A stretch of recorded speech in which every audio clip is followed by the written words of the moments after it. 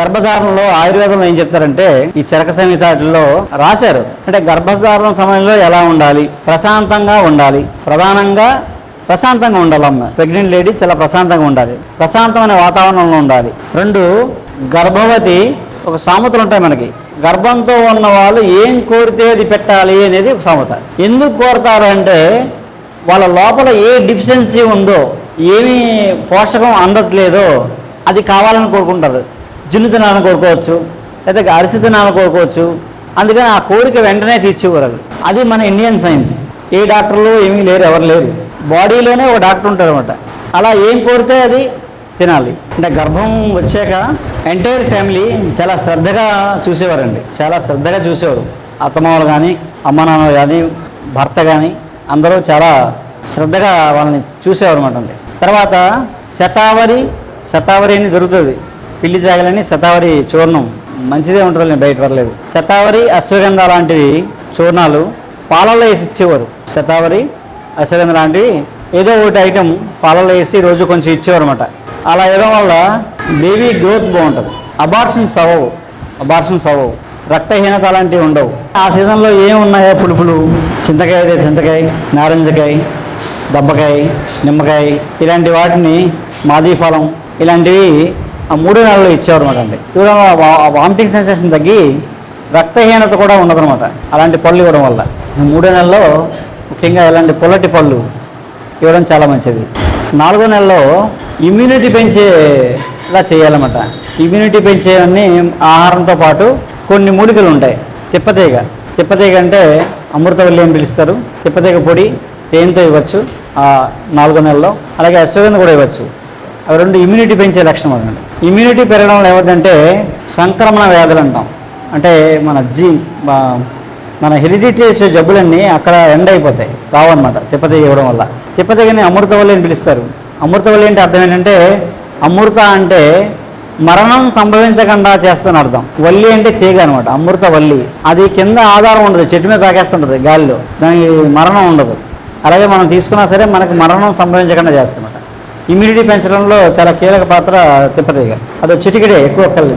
శతావరి మనం first month ఇస్తాం, మళ్ళీ ఆఫ్టర్ డెలివరీ ఇవ్వాలి. ఎందుకు వాళ్ళు చెప్తాను నేను, ఆఫ్టర్ డెలివరీ మళ్ళీ శతావరి ఇవ్వాలి. ఈ మధ్యలో తిప్పతీగ, అశ్వగంధ మళ్ళీ 4-5 నెలలు వాడుకోవచ్చు అన్నమాట. అశ్వగంధ మీరు డెలివరీ అయ్యే వరకు అశ్వగంధ వాడుకోవచ్చు, ఏమీ లేకపోతే అశ్వగంధ వాడుకోవచ్చు. అశ్వగంధ అంటే ఏంటంటే గుర్రం వాసన వస్తుంది, దుంప గుర్రం వాసన వస్తుంది. ఆ వాసన పోవాలంటే ఏం చేయాలి, ఆవు పాలు పెట్టి కొండలో వాసన కట్టి ఈ దుంపలు వేసి ఆ పాలు మరిగిస్తే, కేజీకి 1 లీటర్ పాలు వేసి మరిగిస్తే ఈ ఆవిరికి ఎక్స్పోజ్ అయితే ఆ గుర్రం వాసన పోయి బిస్కెట్ వాసన వస్తుంది. అప్పుడు వేడి చేయదు. ఈ బజార్లో దొరికేవన్నీ కూడా అన్ని తొక్క తోలు అన్నీ కొనుక్కుంటూ అమ్మేస్తారు. ఇలా ప్యూరిఫై చేసింది కొనుక్కోండి, లేదా చేసుకోండి, ఇంట్లో పెద్ద కష్టం చేసుకోవచ్చు. అలా చేస్తే వేడి చేయదు. మీరు అది కాకుండా చేస్తే వేడి చేస్తుంది. కొండలో పాలు పోయాలి, కొండలో కానీ గిన్నెలో కానీ పాలు పోయాలి. కేజీ దుంపలకి లీటర్ పాలు పోసి పైన గొడ్డు కట్టాలి. మనం కుడిమి పెట్టేవాళ్ళం కదా, ఆ పైన గొడ్డు కట్టి ముక్కలన్నీ గొడ్డు మీద పెట్టాలి ఆ క్లాత్ మీద. పైన ఇలాంటి మూగుడు బోర్లించాలి, ప్లేట్గానే బోర్లించాలి. స్టవ్ మీద చిన్న మంట మీద పెట్టామనుకోండి, పాలు మరిగి ఆవిరి వస్తుంది. ఈ ఆవిరి దుంపలోంచి బయటకు వస్తూ ఉంటుంది. ఈ ఆవిరికి అది ప్యూరిఫై అయిపోద్ది అనమాట. ఆవు పాల ఆవిరికి ఎక్స్పోజ్ అవ్వడం వల్ల దుంపలో ఉన్న ఆ వాసన అంతా పోయి ప్యూరిఫై అయిపోయి ఆ వేడి గుణం పోయి అప్పుడు మందుగా పనిచేస్తామన్నమాట. ఆ ప్యూరిఫికేషన్ లేకపోతే అశ్వగంధ పనిచేయదు. అదొకటి. శతావరి కదా అక్కర్లా, ఎండబెట్టి పొడి చేసుకోవచ్చు. తిప్పతీగకి ప్యూరిఫికేషన్ ఏం లేదు. తిప్పతీగ కాంతం ఒక 20% ఉసిరి కలుపుకోండి. అంటే ఉట్టి తిప్పతీగ తింటే కొంతమందికి తల ఇసురుద్ది అనమాట.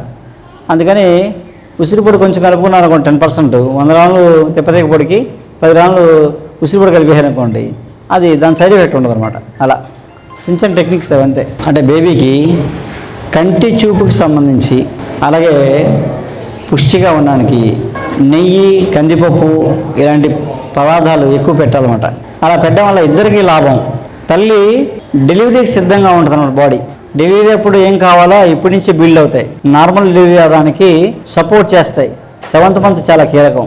7th మంత్లో పప్పులు, నెయ్యి ఇలాంటివి ఎక్కువ, అలాంటి పదార్థాలు వాడాలి. జై బాపూజీ మహారాజ్. నాకు రఘువర్మ గారి గురించి మా సత్సంగ సభ్యులు ఒకరు చెప్పడం వల్ల తెలిసింది. అలా రఘువర్మ గారు మా అమ్మగారు కోరిక మేరకు మా సత్సంగ మందిరానికి రావడం జరిగింది. ఇలా ఆయన సత్సంగ మందిరం రావడం జరగడం విశేషంలో నాకున్న సమస్య ఒకటి, మేజర్ సమస్య ఒకటి చెప్పడం జరిగింది. దానికి ఆయన మెడిసిన్ ఇవ్వడం జరిగింది. ఈ మెడిసిన్ నాకు చాలా బాగా పనిచేసింది. అది ఎట్లా అంటే నాకు మేజర్ సమస్య ఏంటంటే నా కాలుకి 365 రోజులు చెమట అనేది ఎట్లా అంటే మనం కాలు కడుక్కొని చెప్పులు వేసుకుంటే ఎలా అయితే మన కాళ్ళు తడిగా ఉంటాయో ఆ విధంగా నా కాలు తడిగా ఉండడం జరిగేది. షూ వేసుకున్నా సరే ఎవ్రీడే కొత్త సాక్స్లు వేసుకుని షూ కంఫర్ట్, డిటర్జెంట్ నీట్ గా ప్రాపర్ గా ఉతుక్కున్నా సరే స్మెల్ అనేది ఆఫీస్ లో వచ్చేసేది. ఎట్లా అంటే విత్ ఇన్ 2 hours లో పక్కన వాళ్ళకి షూ స్మెల్ రావడం అలా జరిగేది. రఘువర్మ గారు ఇచ్చిన మెడిసిన్ నేను ఒక నెల రోజులు వాడడం వల్ల నాకు ఇప్పుడు ఆ సమస్య లేకోకుండా నా చెమట సమస్య అనేది పోయింది. అది నాకు రఘువర్మ గారు ఇచ్చిన మెడిసిన్ బాగా పనిచేసింది. జై సాయి మాస్టర్, జై బాపూజీ. జై సాయి మాస్టర్ అండి. జై బాపూజీ మహారాజ్. ఈ రోజు రవర్మ గారు మా గురువు గారి సన్నిధికి KPSP కాలనీ 6th phase లో ఉన్న శ్రీ శ్రీ శ్రీ సద్గురు బాపూజీ నిలయానికి వచ్చారు. ఇక్కడ మాతో చాలా ఆనందంగా గడిపారు. చాలా మంచి విషయాలు చెప్పారు. ఇక్కడ ఎలా జీవన శైలి ఉండాలి అని చెప్పారు. అలాగే నేను కూడా రవివర్మ గారి దగ్గర మెడిసిన్ తీసుకుంటున్నాను 2 months నుంచి. చాలా వరకు యాంగ్జైటీ తగ్గింది. ఇది వరకు చిన్న చిన్న విషయాలు కూడా భయపడేవాడిని. ఇప్పుడు చాలా భయం పోయి కొంత 90% ధైర్యంగా ఉండగలుగుతున్నాను. అన్ని కార్యక్రమాలు కూడా జాబ్లో కూడా కాన్ఫిడెన్స్ గా చేయగలుగుతున్నాను. ఇక నేను స్కిజోఫ్రెనియా పేషెంట్ అనమాట. చాలా రిలాక్స్ గా ఉంటుంది. ఇంగ్లీష్ మెడిసిన్ కూడా ఆల్మోస్ట్ 90% ఆపేశానండి. చాలా బాగుంది. ఇప్పుడు రవివర్మ గారికి చాలా కృతజ్ఞతలు తెలుపుకుంటున్నాను అండి. జై శ్రీమస్టర్ అండి. జై బాపూజీ.